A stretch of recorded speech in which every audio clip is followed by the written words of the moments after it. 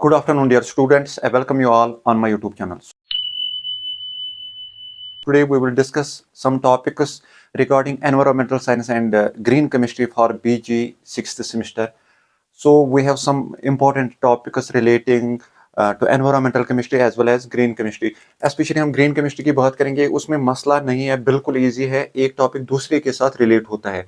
हमें सबसे पहले देखेंगे हम सिंपल लैंग्वेज में देखेंगे नीड ऑफ ग्रीन केमिस्ट्री का मतलब क्या है, क्यों हमें ग्रीन केमिस्ट्री ज़रूरत है. दूसरा, ग्रीन केमिस्ट्री टॉपिक का माने क्या है, डेफिनेशन, रियल डेफिनेशन क्या है. तीसरे, जो 12 प्रिंसिपल्स है उनको जनरली हम थोड़ा बहुत एलाबोरेट करेंगे ऊपर सिरे से, फिर हम एग्जांपल्स के थ्रू दूसरे पार्ट में उसको सॉल्व करेंगे. सो तीन टॉपिक्स महत्वपूर्ण है, तीनों टॉपिक से आपकी सारी ओवरऑल ग्रीन केमिस्ट्री कंप्लीट हो जाएगी. अगर हम देखेंगे वी हैव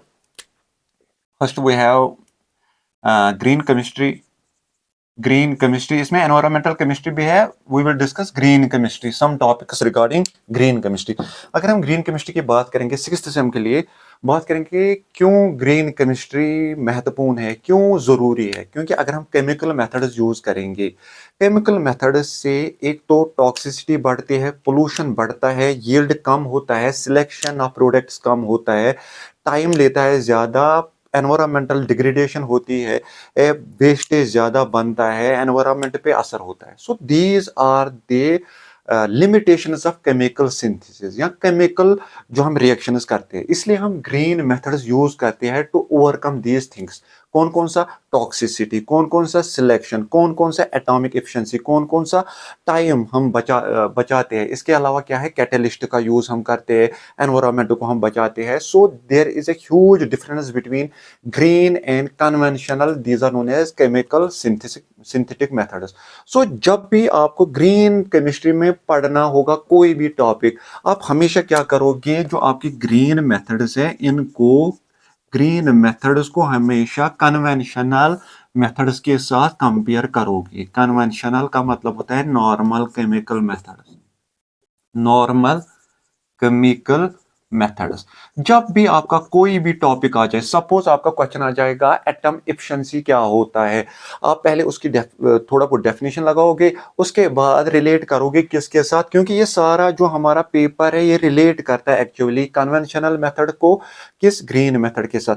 ग्रीन मेथड आपका अपडेटेड मेथड है, आपका नए सिरे का मेथड है, आपका अच्छा मेथड है, आपका पोल्यूशन लेस मेथड है, आपका टॉक्सिसिटी लेस मेथड है, आपका एटम एफिशिएंसी मेथड है. सो आप हमेशा कंपेयर करोगे ग्रीन मेथड्स को कन्वेंशनल मेथड के साथ. अब मैं एक ट्रिकी अप्रोच आपको बताऊंगा. हमेशा आपको क्या करना है, जो कन्वेंशनल मेथड है उसका टाइम पीरियड हमेशा ज्यादा रखना है, चाहे किताबों पे जो भी लिया गया हो, हमेशा आपको टाइम पीरियड ज्यादा रखना है. दूसरा, आपको क्या करना है, आपको बेटर यील्ड हमेशा ग्रीन मेथड को देना है. अगर सपोज कोई भी रिएक्शन है, आप यहाँ 5 से 10% यील्ड बताओगे, हमेशा ज्यादा नहीं बताना है, यहाँ से 90 से 95% यील्ड आपको बताना है. इंडीड अगर हॉफमैन रिएक्शन है तो 100%, अगर आपके पास फॉर्मेशन ऑफ ग्रिग्नार्ड रिएक्शन तो 100%. कुछ रिएक्शन है जैसे डाइलेल्डर रिएक्शन, वहां भी आपका जब भी एडिशन रिएक्शन हो तो वहां ज्यादातर आपका होता है 100% एफिशिएंसी. ठीक है. अब दूसरा मसला यहाँ क्या है, हमेशा कन्वेंशनल मेथड जो है इसमें आपको टॉक्सिसिटी दिखानी है, इसमें आपको लिमिटेशंस दिखानी है. जो ग्रीन मेथड है इसमें हमेशा आपका टाइम पीरियड, सपोज यहाँ हमारा टाइम पीरियड है 2 से 3 आवर, यहाँ आप खाली लिखोगे 5 मिनट्स मैक्सिमम. यहाँ आप सॉल्वेंट जब लिखोगे टॉक्सिक सॉल्वेंट, यहाँ लिखोगे less toxic solvents like green solvents, super carbon dioxide या वाटर, या इसके अलावा हम सॉल्वेंटलेस रिएक्शंस करते हैं. ठीक है. अब हम टॉपिक पे आ जाएंगे कि ग्रीन केमिस्ट्री का की डेफिनेशन क्या होती है, डेफिनेशन क्या होती है. ठीक है, सिंपल सी डेफिनेशन है. ग्रीन केमिस्ट्री में क्या आता है, सेफर केमिकल्स का यूज होना. ठीक है, safer chemicals and safer synthesis. ठीक है, ये डेफिनेशन में आता है कि by using safer chemicals, safer designing methods to obtain maximum yield with less pollution. ये भी एक डेफिनेशन है, लेकिन अगर हम डेफिनेशन को और एलॉबरेट करेंगे तो इसका मतलब होता है यूजिंग सेफर केमिकल्स और सिंथेसिस, केमिकल्स और synthesis. ठीक है। दूसरा चीज क्या है, सिलेक्शन या सिलेक्टिविटी। सिलेक्टिविटी का मतलब होता है कि एक ही प्रोडक्ट के संभावना, प्रोबेबिलिटी ज्यादा होती है। So selection of products, selectivity. तीसरा तीसरा चीज, renewable resources, use of renewable resources. Okay. Fourth, less cost, जिसको आप बोलते हो less input cost, input cost. Fifth is prevention of toxic substances. And sixth one is prevention of environmental pollution. Prevention of toxic chemicals, prevention of environmental pollution. So these 6 points come in the definition of green chemistry. We have safer chemicals, safer synthetic methods, we have selectivity, we have renewable resources, we have less input cost. जो आप reactants use करोगे उनका input cost कम होता है। ठीक है। Now coming to 12 principles, हम ऊपर ऊपर से देखेंगे पहले 12 के जो प्रिंसिपल्स है, फिर हम एग्जांपल्स के थ्रू एक एक एग्जांपल हम फिर कंपेयर क्या करेंगे, ग्रीन मेथड्स को कन्वेंशनल मेथड के साथ हम कंपेयर करेंगे। ज्यादा मुश्किल नहीं है, इजी है, और एक क्लास में ये सारा कुछ खत्म हो जाएगा। ग्रीन वाला जो आपका पार्ट है, फिर एनवायरमेंटल पार्ट है वो इससे इजी है, उसको भी एक दो क्लास में कंप्लीट करेंगे। सो ओवरऑल आपकी सारी जो केमिस्ट्री है ना ये खत्म हो जाएगी, मसला भी नहीं होगा और इजी है। आपको कुछ ही चीजें याद करनी है और कंपेयर करना है, उन चीजों को कंटिन्यूअसली आपको दोहराना है, चाहे कोई सा भी क्वेश्चन आ जाएगा आपको वही चीजें लिखनी है।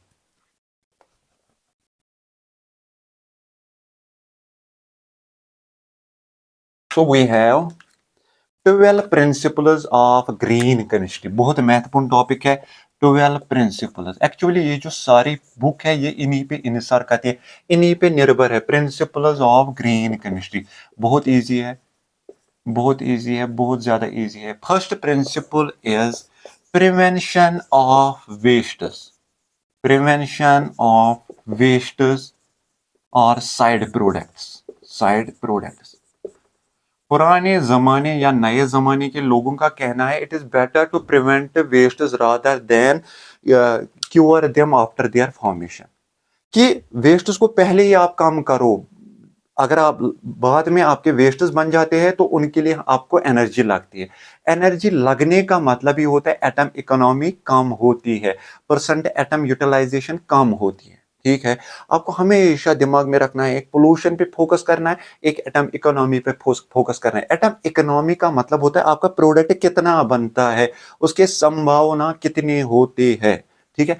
सो आपको क्या करना है, it is better to prevent wastage rather than to cure the wastage after their formation. Coming to second principle, second principle is atom economy. Atom economy का मतलब होता है हमारा प्रोडक्ट किस माध्यम में बनता है, किस कंपोजिशन में बनता है, किस परसेंटेज में बनता है। ठीक ठीक है। Atom economy, atom economy, atom economy का मतलब होता है हमारा प्रोडक्ट कितना बनता है।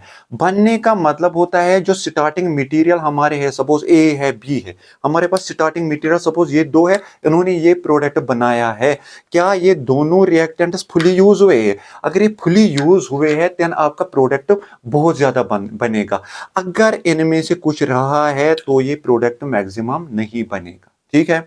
ठीक है। सो स्टार्टिंग मटेरियल आपका सारा यूज होना चाहिए। इसमें आपका आता है percentage atom utilisation, atom atomisation, percentage atom atomisation भी बोल सकते हो या एटम यूटिलाइजेशन भी बोल सकते हो। परसेंटेज एटमाइजेशन, परसेंटेज एटमाइजेशन का मतलब होता है molecular mass of the product divide by molecular mass of the product plus molecular, आप ऐसे लिख सकते हो, is equal to molecular mass of product divided by molecular mass of product plus molecular mass of wastes into 100। इससे हम ये निकाल सकते हैं। स्पेशली आपकी जो साइक्लो एडिशन रिएक्शंस होते हैं उनमें परसेंटेज एटम यूटिलाइजेशन या एटमाइजेशन बहुत ज्यादा होता है, 100% होता है। आपकी एडिशन रिएक्शन उनमें मैक्सिमम होता है।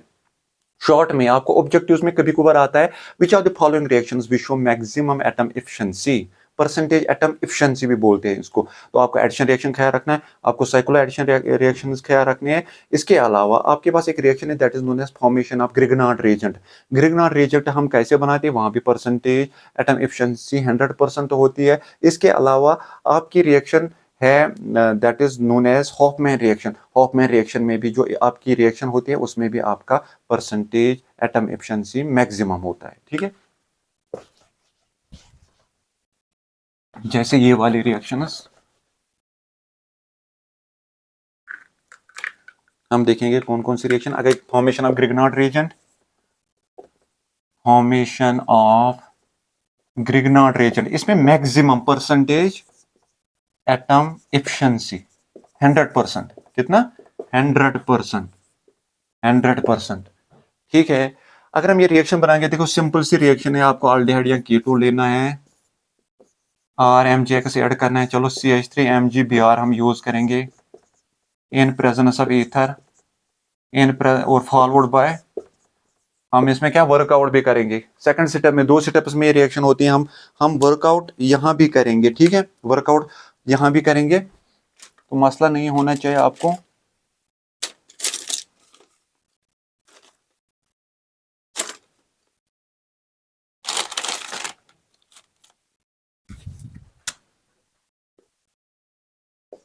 ठीक है, देखो क्या बन जाएगा, there is negative, there is positive, there is negative, it will attack here and there is formation of CH3 alcohol बन जाएगा हमारा, CH3OH H CH3 और साथ में क्या निकल जाएगा MgBrOH। So here we have 100% utilisation.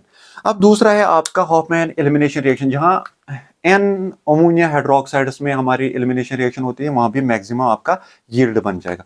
Coming to third principle, third principle का मतलब होता है less hazardous chemical synthesis, less hazardous chemical synthesis. Third principle, less hazardous chemical synthesis. देखो जो भी आप सिंथेसिस रिएक्शन करोगे, whatever synthesis you want to do, उसमें कम हैजर्डस सब्सटेंसेस आपके बनने चाहिए, या that should be less toxic. वो बेहतरीन है हमारे ग्रीन सिंथेसिस के लिए, क्योंकि आपको आपका कन्वेंशनल मेथड वो टॉक्सिक ज्यादातर होता है, तो आपको ग्रीन मेथड जब यूज करोगे तो वो लेस टॉक्सिक होगा और आपका प्रोडक्ट भी अच्छा बन जाएगा। Coming to fourth one, that is designing of safer chemicals. बहुत महत्वपूर्ण है ये, डिजाइनिंग ऑफ सेफर केमिकल्स। देखो यार, जो भी आप रिएक्शन करोगे, जो भी आप प्रोडक्ट बनाओगे, जो स्टार्टिंग मटेरियल हमारा होगा दैट शुड बी सेफर। चाहे सॉल्वेंट हो चाहे सबस्ट्रेट हो, वो सेफर होना चाहिए। अगर वो सेफर ना हो देन क्या क्या हो जाएगा, मसला हो जाएगा, टॉक्सिक प्रोडक्ट हमारा बन जाएगा, ठीक है। जैसे कि एक, अगर हम एक ड्रग देखेंगे दैट इज थैलामोइड, थैलाडियोमाइड, हम बोलेंगे थैलिडियोमाइड। इसमें क्या होता है, ये हम प्रेग्नेंट जो लेडीज होते हैं उनको देते हैं बिफोर चाइल्ड बॉर्न, जो चाइल्ड बच्चा बनता है उनको उसके लिए पहले जो पुराने जमाने में है उनको देते थे ये ड्रग। लेकिन मसला क्या होता है, जो वो बच्चे थे वो फिर इन्फेंट्स बन गए, उनमें बहुत प्रॉब्लम्स आ गई, किसकी वजह से, सो हमने सेफर केमिकल यूज नहीं किया है। सेफर केमिकल ये नहीं है। सिमिलरली जो पेन रिलीवर एक है दैट इज नोन एज ओपाइड्स, ओपाइड्स अगर कंटिन्यूअसली एक पेशेंट यूज करेगा उसको फिर मसला होता है, उसको हेरोइन की जरूरत पड़ेगी, ठीक है। सिमिलरली हम कुछ ड्रग्स यूज करते हैं फॉर प्रिवेंशन ऑफ चाइल्ड, ठीक है, लेकिन अगर हम उनका ओवर यूज करते हैं तो उनकी वजह से क्या ब्लड प्रेशर भी बढ़ता है या बहुत ऐसी चीजें होती है जिससे प्रॉब्लम होती है। सो हमें क्या करना है, हमें डिजाइन करनी है सेफर केमिकल, सेफर केमिकल जो हमारा प्रोडक्ट फाइनल बन जाएगा that should be less toxic, ठीक है। ये और ये आपस में रिलेट है, पूरा लग रहा है रिलेट है। Coming to fifth, we have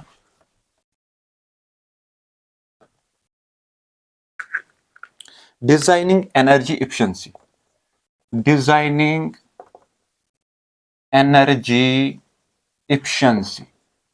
देखो यार, इसमें मसला क्या, ये भी इसके साथ मैच हो रहा है। हमें एटम एफिशिएंसी बढ़ानी है, उसके लिए हमें क्या करनी है, वो सेफर केमिकल्स हमें यूज करने हैं जिनमें कम एनर्जी आपको लगती है।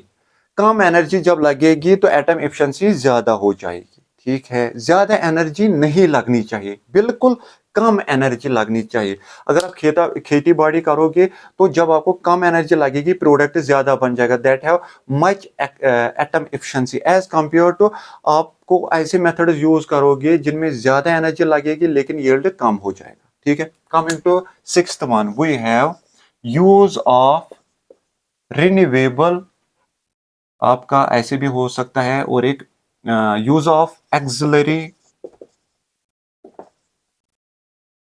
सॉल्वेंट्स और केमिकल्स, सॉल्वेंट्स और केमिकल्स। जो ऑक्सिलरी सॉल्वेंट्स और केमिकल्स है इनको प्रिवेंट हमें करना है। क्यों प्रिवेंट करना है? To increase the atom efficiency. Solvents हमें कम यूज करने हैं, क्योंकि जब आप ज्यादा सॉल्वेंट्स यूज करोगे तो एनर्जी लग जाएगी ज्यादा, तो जब ज्यादा एनर्जी लग जाती तो एटम एफिशिएंसी कम हो जाएगी। ठीक है, इसको प्रिवेंट करने के लिए हम क्या करेंगे? हम ग्रीन मेथड्स यूज करेंगे या सॉल्वेंटलेस रिएक्शंस यूज करेंगे, या हम क्या करेंगे? पॉलीमर सपोर्टेड सबस्ट्रेट्स हम यूज करेंगे।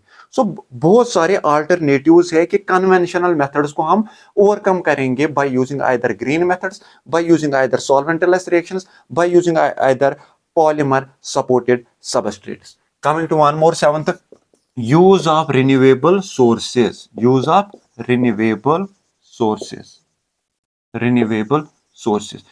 देखो यार, जो स्टार्टिंग मटेरियल है हमें उसको कहां से निकालना है? रिन्यूएबल सोर्सेज के, जो हम बार बार यूज कर सकते हैं, जैसे एग्रीकल्चरल और बायोलॉजिकल सोर्सेज। एक तो पोल्यूशन भी नहीं होगा, दूसरा हम ओवर यूज कर सकते हैं एज कंपेयर टू जो पेट्रोकेमिकल से हम केमिकल सबस्ट्रेट्स निकालते हैं, उनमें एक तो हम ओवर यूज नहीं कर सकते, दूसरा पोल्यूशन है उनमें। ठीक है, सो हमें क्या करना है? हमें वो वाले केमिकल्स यूज करने हैं जो कहां से मिलेंगे हमें? एग्रीकल्चर से, बायोलॉजिकल सोर्सेज से, वाटर बॉडी से, प्लांट से, एनिमल प्रोडक्ट से, एटसेट्रा। ठीक है, coming to one more, eighth, prevention of derivatization, prevention of derivatization और derivatives भी बोल सकते हो। देखो यार, हम कोई भी रिएक्शन करते हैं, एक तो हमें क्या करना है? हम डायरेक्ट क्या करेंगे? दो सबस्ट्रेट्स हम मिलाएंगे, सपोज दिस एंड दिस, हम इनको मिला रहे हैं, हमारा प्रोडक्ट ये बन जाएगा। लेकिन अगर हम क्या करेंगे, इस पे फंक्शनलिटी है, हम प्रोटेक्शन करेंगे इसके किसी ग्रुप को, फिर हम रिएक्शन करते हैं, फिर हमारा प्रोडक्ट बन जाता है। देखो अब तीन चीजें आ गई। एक तो प्रोटेक्शन के लिए भी हमें कुछ एनर्जी लगती है। दूसरा, अगर आप मॉडिफिकेशन करते हो, इस पे कोई फंक्शनलिटी हम उसकी मॉडिफिकेशन करते हैं, उससे भी हमें एनर्जी लगती है। तो हमें क्या करना है? प्रिवेंशन करनी है डेरिवेटाइजेशन की। डेरिवेटाइजेशन में आपका आता है प्रोटेक्शन, आपका मॉडिफिकेशन आता है। मैं एग्जांपल के साथ आपको दिखाता हूं ये चीज।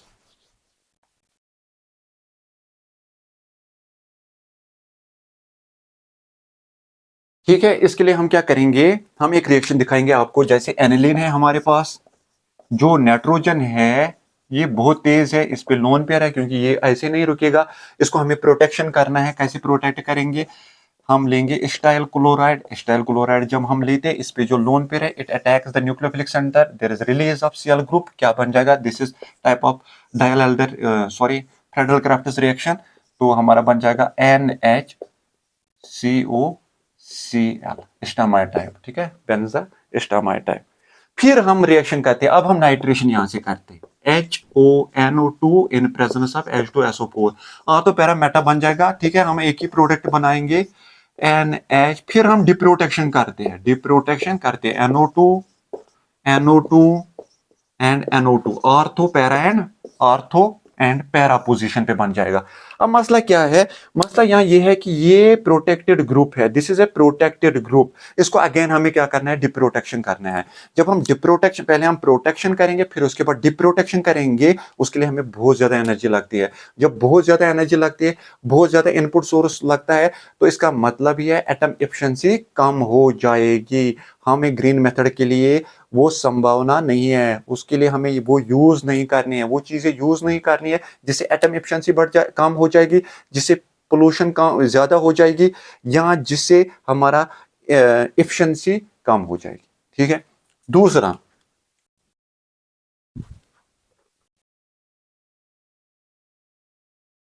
This was use of derivatization. अब इसके बाद और एक प्रिंसिपल है, I think that this is ninth principle और 10th प्रिंसिपल, नाइन्थ ही बताएंगे हम। या 10th भी हो सकता है।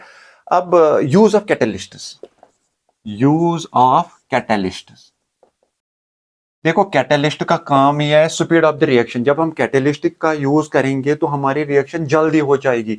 जल्दी होने का मतलब होता है टाइम कम लेगा, टाइम कम लेने का मतलब होता है it is a green method. Suppose हम क्या करेंगे, हमें हाइड्रोजनेशन करनी है, हम लेंगे यहां से, suppose this is starting material, अगर हम क्या करेंगे हाइड्रोजनेशन करेंगे, नॉर्मल अगर हम हाइड्रोजनेशन रिएक्शन करेंगे ज्यादा टेम्परेचर लगेगा, ज्यादा टाइम लगेगा, लेकिन अगर हम निकल लेंगे तो डायरेक्ट हो जाती है हमारी हाइड्रोजनेशन रिएक्शन, कोई मसला ही नहीं होता यहाँ हाइड्रोजनेशन रिएक्शन। तो सिंपल है, ठीक है, हाइड्रोजनेशन भी कर सकते हैं। इसके अलावा और एक रिएक्शन है हमारे पास है बेंजाइल क्लोराइड, बेंजाइल क्लोराइड। अगर हम सबस्टिट्यूशन रिएक्शन करेंगे, यहां हम लेंगे फेज ट्रांसफर कैटलिस्ट। अगर हम फेज ट्रांसफर कैटलिस्ट नहीं लेंगे ये रिएक्शन होना नामुमकिन है, लेकिन जब हम फेज ट्रांसफर कैटलिस्ट लेते हैं इजीली 1 मिनट में ये रिएक्शन होती है ऐसी, ठीक है, CH2CN प्लस KCN, 2 मिनट में ये रिएक्शन होती है खत्म, ठीक है। लेकिन हमें क्या लेना है, phase transfer catalyst. Coming to one more principle design to degradation, one more principle 10th design, 10th design to degradation, degradation। देखो यार जो आप प्रोडक्ट बनाते हो अगेन आप चाहते हो कि वो फिर से डिग्रेड हो जाए। अगर टॉक्सिक होंगे ऐसे ही रहेंगे एनवायरमेंट में, हमारे पास सपोज दिस प्रोडक्ट ये टॉक्सिक है, ये ऐसे एनवायरमेंट में रहेगा, पोल्यूशन हो जाएगा, लेकिन हम चाहते हैं हम इसको अगेन तोड़ेंगे अपने स्टार्टिंग कंपाउंड्स में so that it will be less toxic. समझ आ रहा है आप लोगों को? सो मुश्किल नहीं होना चाहिए, हमें वही वाले कंपाउंड्स लेने हैं जैसे पेस्टिसाइड्स होते हैं, इंसेक्टिसाइड्स होते हैं, जैसे एल्डरीन, डेल एल्डरीन, DDT। पेस्टिसाइड्स में हमें वो वाले केमिकल सॉल्वेंट्स या हमें प्रोडक्ट्स लेने हैं जो डिग्रेड हो जाएंगे आफ्टर देयर यूज, ठीक है। सो इसको बोलते हैं design to degradation. Coming to 11th that is real time analysis for pollution control, real time analysis और पोल्यूशन कंट्रोल। देखो यार we have to use certain analytical methods where we have continuous monitoring and control prior to the pollution. जब pollution हो जाएगा हमें already control होगा, हमें monitoring होगी so that we can prevent the pollution. That is known as real time analysis for pollution control. Last one is 12th, हमें inherently क्या करना है, प्रिवेंट, इनहेरेंटली प्रिवेंट एक्सीडेंट्स। देखो समटाइम जब हम लेबोरेटरी या इंडस्ट्री में काम करते हैं तो एक्सीडेंट्स भी हो सकते हैं। सो हमें क्या करना है, इनहेरेंटली उनको प्रिवेंट करना है, उनका प्रिवेंट करना है। प्रिवेंट कैसे हम करेंगे, हमें यूज करने हैं लेस वोलेटाइल सॉल्वेंट्स। अगर हम मोर वोलेटाइल सॉल्वेंट जैसे डाइएथाइल ईथर और एनी अदर सॉल्वेंट, तो उससे चांसेस, संभावना होते हैं क्या होते हैं एक्सीडेंट होने की, जैसे भोपाल गैस ट्रेजेडी में हुआ था। सो हमें लेस वोलेटाइल सॉल्वेंट्स यूज करने हैं और वो वाले केमिकल्स यूज करने हैं जिनसे एक्सीडेंट्स कम हो जाएंगे। So these were 12 principles. अब अगले टॉपिक में क्या होगा, इन्हीं 12 प्रिंसिपल्स में एक एक एग्जांपल फिट करनी है। सो ओवरऑल सारा हमारा ग्रीन केमिस्ट्री खत्म हो जाएगा। So this was all about the 12 principles need of green chemistry and what is the definition of green chemistry. Hopefully this will help you a lot. Thank you for your cooperation.